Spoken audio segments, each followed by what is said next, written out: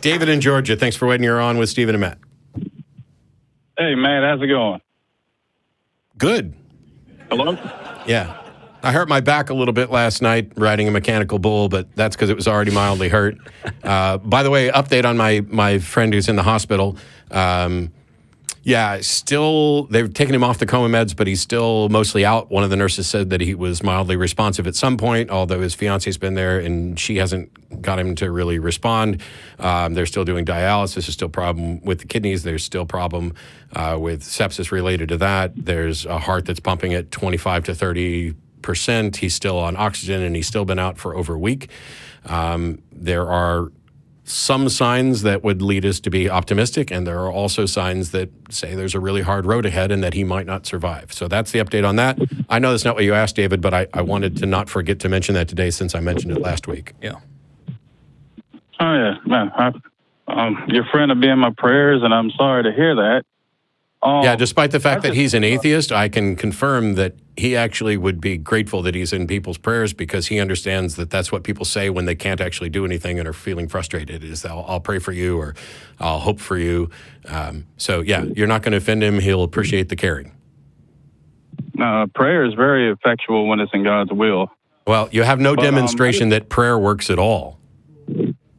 Well, it's hard to demonstrate anything to a solipsist, which is the nature of my question and the things that I'm going to bring up today. It's not the fact that I may or may not be a solipsist. It's the fact that there isn't You've admitted that you're a solipsist on multiple occasions. What's that?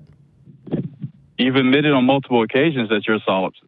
Yes, depending on the definition of solipsism that we're talking about, I have clarified that, but it's not the solipsism that is a problem with demonstrating that prayer works. It's actually studying prayer. It's very hard to convince a solipsist because you can't convince them anything outside their own mind. No, that's actually not true. You can convince me of countless things. I am actively convinced of countless things. I am constantly being convinced of things.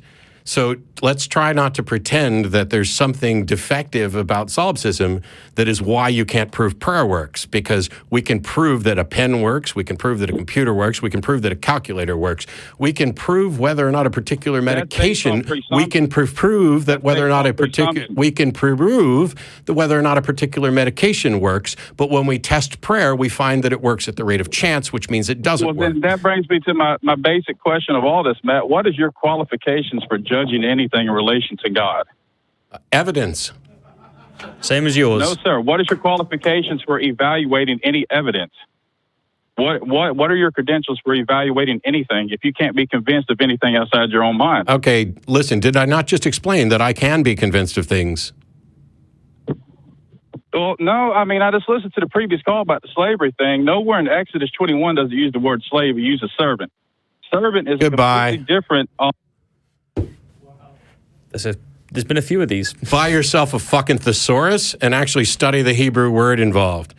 Because if you want to say that it's a servant that you can buy from the heathens who are around you, who are now your property that you can beat as long as they don't die within a couple days, now you are